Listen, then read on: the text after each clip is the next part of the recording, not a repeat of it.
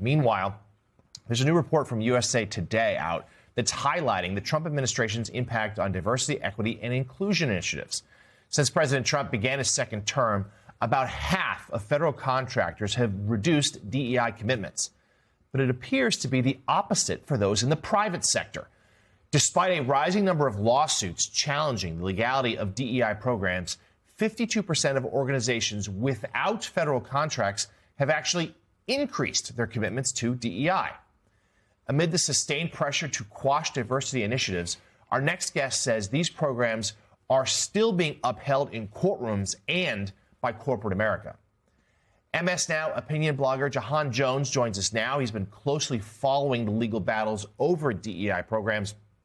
Also with us, the host of Politics Nation, right here on MS Now, Reverend Al Sharpton. He is, of course, the president of the National Action Network. Our thanks to both of you for being here. So this is interesting, Jahan. So this, because certainly President Trump has made no secret, loud headline, loud proclamations, screaming headlines, DEI's got to go. And certainly in the federal government, we are seeing that.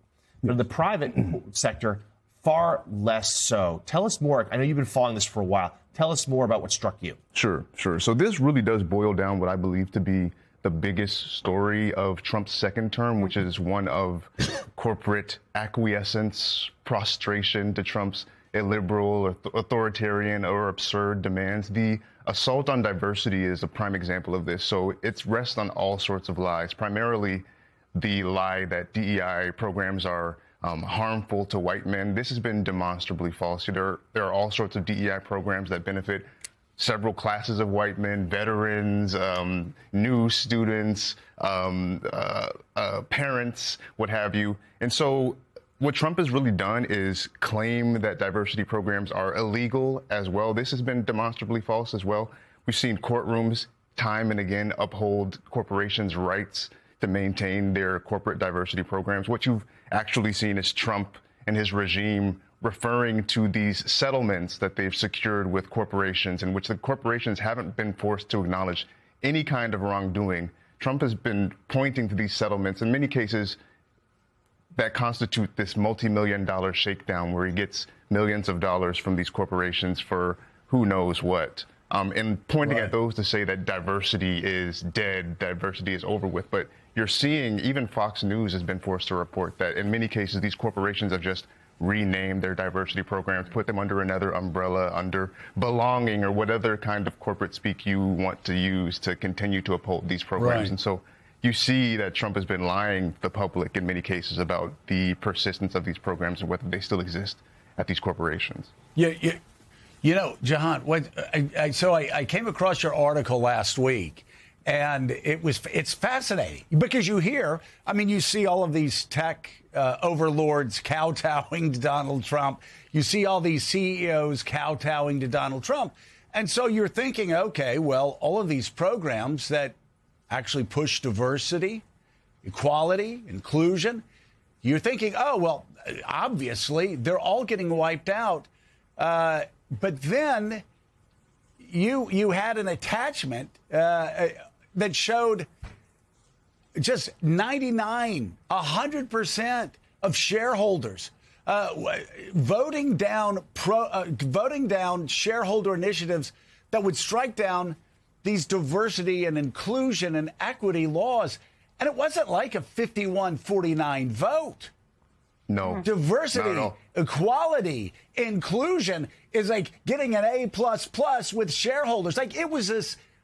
And again, I want you to come on because I was shocked. I mean, I follow the news every day. I read your story on MS Now's website, and I was shocked by the overwhelming support among shareholders for diversity, for equality, for inclusion. Talk about that.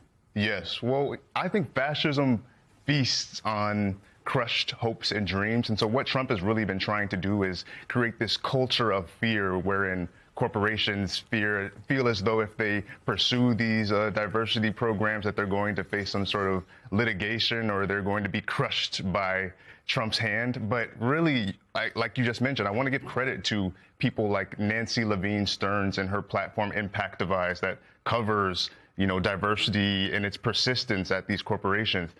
she's been the one who's been talking about these shareholder votes that have been resoundingly in favor of diversity. And this is not because corporations, have this sense of duty to benefit their marginalized, employees. These have been demonstrably beneficial for these corporations, and that's why they have a benefit or see a benefit in maintaining these DEI programs, not because they're doing it out of a favor to their black and brown, employees. John, I was very impressed by what you wrote. The fact is, what you just said is that a lot of the CEOs I've met with when Trump came out with this, as in my capacity with National Action Network, were saying these people deliver. And what people miss is that DEI as a term came out of the George Floyd movement, which all of us were involved in. We never called it DEI. We called it fairness. So what you've uncovered here, which I think Joe emphasized, which is important, these companies had been doing this because they had a commitment to their consumer base. Exactly. Talk about how many of them said, we can call it whatever name you want to call it. We're going to be accountable to the people that buy our product or support us and those that are bowing to Trump. And by the way, Trump's diversity record in New York, if you go through Trump organization, well, let's put it this way, with all his trials, you never saw a black witness because they didn't work in the Trump organization. You talk about the most undiversified trial in American history was the trials of Donald Trump, because none of us worked there. So nobody was surprised at his position, but talk about how people were saying, we are not going to change this policy because it works for us. If people can deliver for us, and those that change their policies, what happens if Congress changes and they start getting called before commerce committees and all and have to explain why did you flip on something? Right. Well, study after study has proven that diversity programs benefit the corporations that house them. It brings in more customers. As you said, we live in a diverse world. So Trump has not been able to get corporations to abandon their prioritization of, a diverse consumer base, these things that are going to allow these corporations to exist going on into the future. So it's very interesting that Trump, for all of his threats and all of his intimidation, has not been able to scare corporations off of the, DEI initiative, because that really does support their bottom line. If they abandon that, they're going to see their businesses crater. And I think a lot of these corporate executives know that. Even when they do things to cow to Trump, they give him and his administration millions of dollars, they're still remaining committed to DEI. Like I said, even if these are under different umbrellas, different names, because they know that it is essential to their success going forward. Well, Pablo, we were talking a second ago in the last segment about how badly Democrats are doing when you look at, their overall branding. I always thought it was insanity that Democratic politician would be like, somebody said, oh, you support DEI programs. They go, I support DEI. And everybody goes, what's DEI? This is such a strange foreign thing. Like, all they need to do is break it down. A diverse America. E pluribus unum. Out of many one.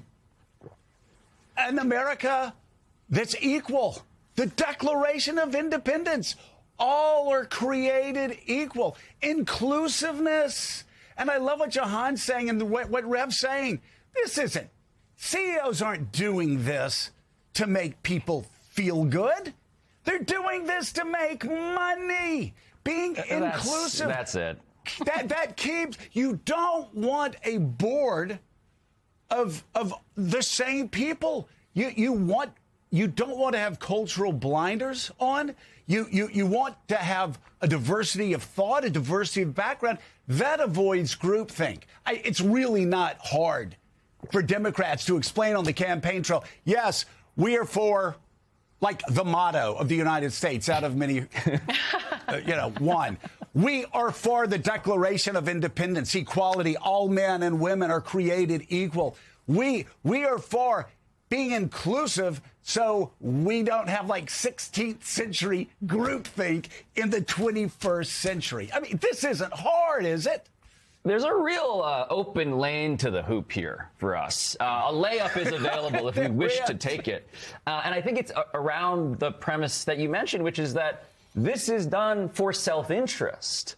if you are selfishly trying to profit, having a diverse, I mean, it almost feels insane to have to spell it out. You feel stupid having but to there say is an opportunity to spell it out, Jen. Right. Yeah. And look, let's be real. When we talk about the resiliency on some level of why even are so many white voters still supporting Donald Trump, the success of the messaging around this was clearly DEI as a slur. DEI as this thing that was a euphemism to speak out against some fundamental resentment that felt like, wait a minute, these people are getting advantages at our cost. And yet, if there's an ability to take what this data is suggesting and say, wait a minute, we could say some stuff that maybe was radical in the 60s, but now feel something like, wait a minute, I thought we litigated this already. It feels like there's a real opportunity there. Yeah, and there are, it's funny because there are some, I mean, I won't say who they are, but I know there are some governors, for example, that when Trump first came in, it's like, you have to get rid of your DEI problems. They're like, okay. And then they just keep doing what they're doing. And maybe it's, but they never described it as such, right? They never let a Republican term take hold and describe like what they believed in and what they worked on. And it works. And we are not even talking about those people because they're not getting caught into the trap. Yes. I mean, Democrats always feel the need to answer the direct question because that's part of the DNA, but like you got to get out of that trap. And there's no greater evidence of the benefits of DEI than the Trump administration. As I've written previously, it's led by several men who have quite literally said the government needs to be led by white men in order to be run effectively. If you look at the polling data, Americans, they're experiencing the most brazenly white supremacist regime in modern history, and they do not like it. So it's time for them to start putting two and two together. This is both a white supremacist regime and a completely inept regime. These things are not detached from one another, and I think Americans are increasingly being awakened to that reality. MS Now opinion blogger Jahan Jones, thank you for being with us. We appreciate it.